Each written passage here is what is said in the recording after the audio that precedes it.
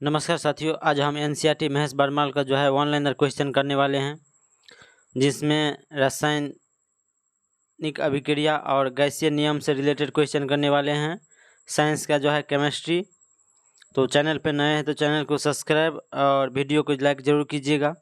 तो आइए हम शुरुआत करते हैं। जल का जो है भाप में बदलना किस प्रकार का परिवर्तन है? तो भौतिक परिवर्तन है। उसके बाद है ठोस से जो है सीधे वाष्प बनने की प्रक्रिया को हम क्या कहते हैं? तो ऊर्ध्वपातन कहते हैं। और एक क्वेश्चन जो है बीपीएससी टीआरई 3 जो कैंसिल हो गया था 1 to 5 का एग्ज़ाम, उसमें पूछे गए क्वेश्चन है, तो ध्यान में रखिएगा। उसके बाद है अधिक ऊंचाई वाले स्थान पर पानी जो है 100 डिग्री सेल्सियस के नीचे के जो है तापमान पर उबलता है, क्योंकि जो है वायुमंडलीय दाब कम हो जाता है और इस कारण से जो है जल का क्वथनांक बिंदु घट जाता है। उसके बाद है अशुद्धियों के कारण जो है द्रव के क्वथनांक पर क्या प्रभाव पड़ता है? तो द्रव का जो है क्वथनांक बढ़ जाता है अशुद्धियों के कारण। उसके बाद है कोहरे में जो है कौन सा कोलाइडी तंत्र जो है प्रयुक्त होता है? तो गैस में जो है द्रव में, गैस से जो है द्रव में वो कोलाइड तंत्र प्रयुक्त होता है। उसके बाद है शक्कर के घोल का जो है तापमान बढ़ाने से शक्कर की विलेयता पर क्या प्रभाव पड़ता है? तो विलेयता जो है बढ़ जाएगा, विलेयता बढ़ जाएगी। शक्कर के घोल के तापमान बढ़ाने से शक्कर की विलेयता में क्या प्रभाव होगा? विलेयता जो है वो बढ़ जाएगी। उसके बाद है नमक मिश्रित कपूर को जो है किस प्रकार शुद्ध किया जा सकता है? तो ऊर्ध्वपातन के द्वारा जो है शुद्ध किया जा सकता है। उसके बाद है जल अपघटन में जो है ऊर्जा किस रूप में उत्पन्न होती हैं? तो ऊष्मा के जो है रूप में उत्पन्न होती हैं जल अपघटक में ऊर्जा। उसके बाद है पानी में चीनी का घुलना जो है किसका उदाहरण है? तो भौतिक परिवर्तन, क्योंकि जो है पानी में हम चीनी को घोल दिए और उसके बाद अगर हम फिर उसी अवस्था में आने चाहेंगे तो ला सकते हैं, इसीलिए भौतिक परिवर्तन है। जैसे मोमबत्ती को जलाते हैं तो ये भौतिक और रासायनिक दोनों परिवर्तन हो गया, क्योंकि मोम पिघलते हैं लेकिन उसमें जो है अंदर में एक धागा नुमा जो है बत्ती रहते हैं, वो जलते हैं तो उसको फिर उसी अवस्था में नहीं ला सकते हैं। इसीलिए जो है इसमें भौतिक और रासायनिक दोनों परिवर्तन के उदाहरण है मोमबत्ती। उसके बाद है किसी मिश्रण से जो है ठोस विलेय को पृथक करने की विधि को हम क्रिस्टलीकरण कहते हैं। उसके बाद है पाइस किस प्रकार की कोलाइड होता है? तो द्रव से द्रव होता है। उसके बाद है आयोडीन और पोटेशियम क्लोराइड के जो है मिश्रण को किस प्रकार जो है पृथक किया जा सकता है? तो ऊर्ध्वपातन के द्वारा जो है पृथक किया जा सकता है। उसके बाद है बॉयल का नियम जो है किस स्थिति में लागू होता है? तो नियत ताप पर जो है यह लागू होता है। उसके बाद है सामान्य ताप पर दाब पर जो है समान ताप और दाब पर जो है गैस के समान आयतन में अणुओं की संख्या समान होती है। और यह नियम जो है किस वैज्ञानिक ने प्रतिपादित किया था? तो यह जो है एवोगैड्रो ने प्रतिपादित किया था।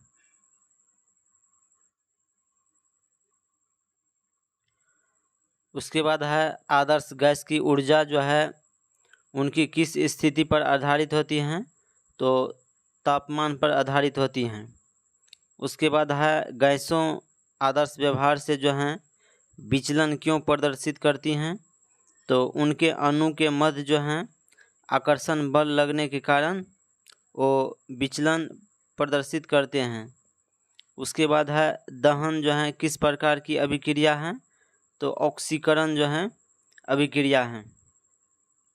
दहन किस प्रकार की अभिक्रिया है? ऑक्सीकरण अभिक्रिया है दहन।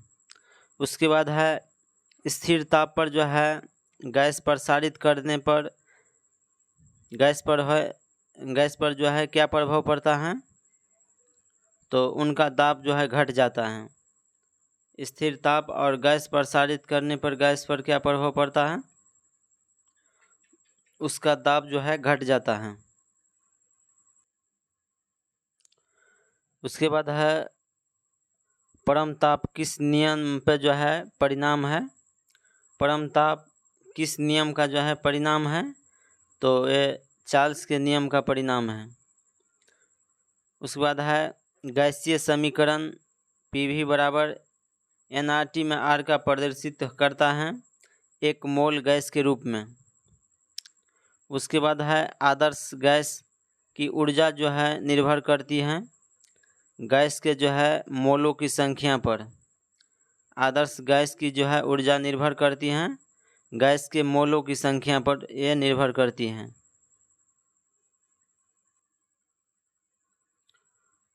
उसके बाद है पाश्चुराइजेशन प्रक्रिया में जो है दूध को पहले अधिक देर तक जो है उच्च तापमान पर लगभग 150 फ़ारेनहाइट पर जो है गर्म किया जाता है और एक निश्चित समय में जो है अचानक ठंडा कर लिया जाता है। उसके बाद है रोटी तथा गर्म गैस के जो है गुब्बारों का फूलना किस गैस नियम के जो है व्यवहार रूप में दर्शाता है? तो ये चार्ल्स के नियम के जो है रूप में व्यवहार दर्शाता है।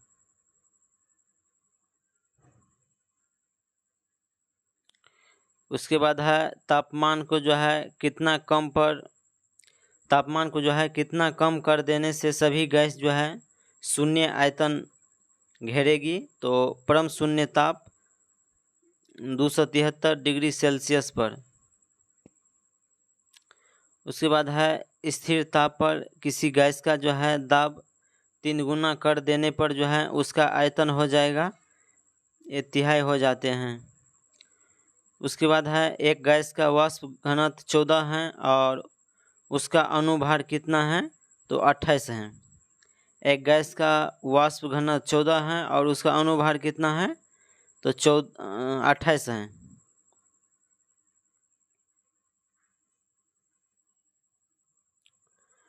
उसके बाद है बादल SKY जो है किसका कोलाइडी परिक्षेपण है?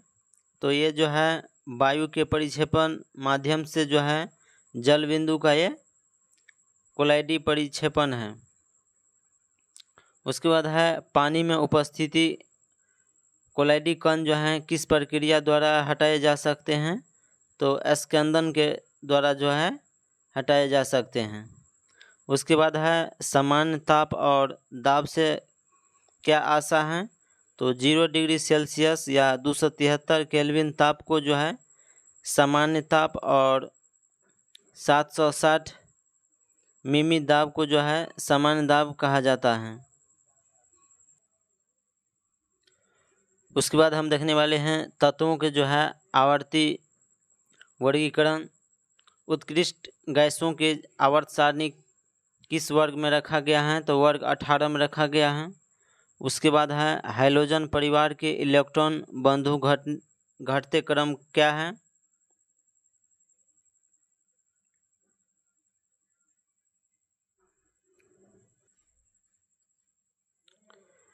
पृथ्वी पर जो है सबसे कम पाई जाने वाली धातु कौन सी है? तो पृथ्वी पर सबसे कम पाई जाने वाली धातु जो है स्टेटिन है।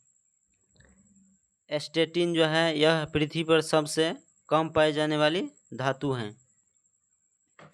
उसके बाद है आवर्त सारणी के किस वर्ग में सर्वाधिक गैसीय तत्व जो है हैं? तो शून्य वर्ग जो है सभी गैस अक्रिय गैस और एक परमाणिक तत्व हैं। उसके बाद है जब किसी परमाणु के बाह्यतम कोश में एक इलेक्ट्रॉन जोड़ा जाता है तो मुक्त ऊर्जा इलेक्ट्रॉन बंधुता कहलाती है।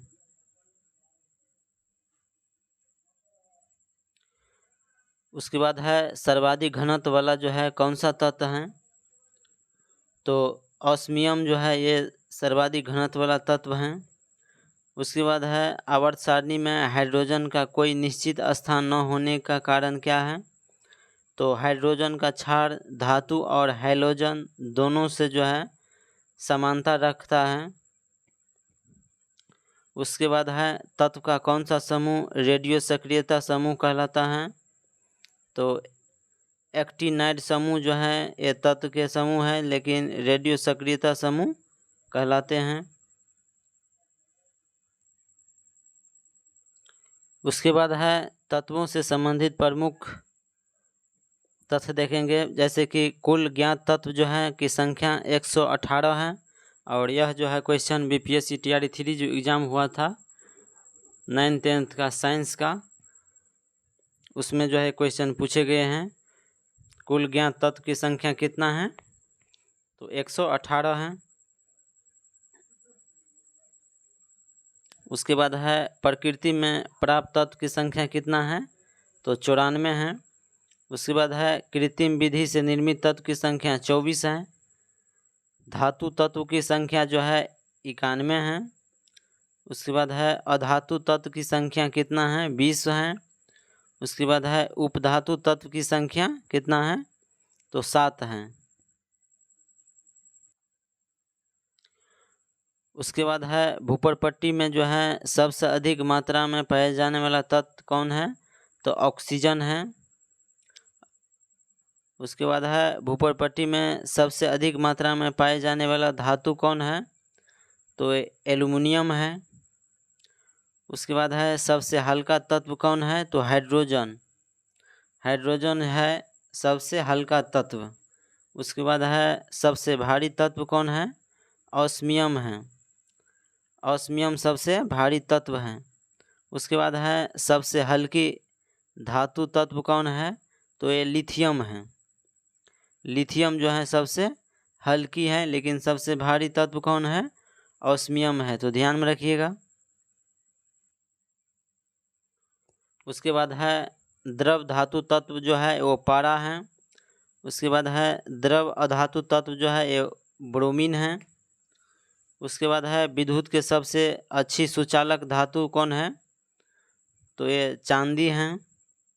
उसके बाद है विद्युत के सुचालक अधातु तत्व कौन है, तो ये ग्रेफाइट है। उसके बाद है सबसे अधिक आधावर्तनीयता तत्व है ये सोना है। उसके बाद है सबसे अधिक क्रियाशील अधातु तत्व फ्लोरीन है। फ्लोरीन जो है वो सबसे अधिक क्रियाशील अधातु तत्व है। उसके बाद है सबसे अधिक क्रियाशील धातु तत्व वो फ्रांसियम पोटेशियम ये जो है सभी क्रियाशील धातु तत्व हैं। उसके बाद है सर्वाधिक आयन विभव वाला तत्व जो है वो हीलियम है। उसके बाद है न्यूनतम आयन विभव वाला तत्व जो है वो सीजियम है। उसके बाद है सर्वाधिक इलेक्ट्रॉनिक प्राप्त वाला तत्व जो है वो क्लोरीन है। उसके बाद है सर्वाधिक विद्युत ऋणात्मक तत्व फ्लोरीन है। सबसे प्रबल ऑक्सीकरण पदार्थ जो है वो फ्लोरीन है। और मानव शरीर में सर्वाधिक मात्रा में पाए जाने वाला तत्व ऑक्सीजन है। मानव शरीर में जो है सर्वाधिक मात्रा में पाए जाने वाला तत्व कौन सा है, तो ऑक्सीजन है जो मानव शरीर में सर्वाधिक मात्रा में पाए जाने वाला तत्व है।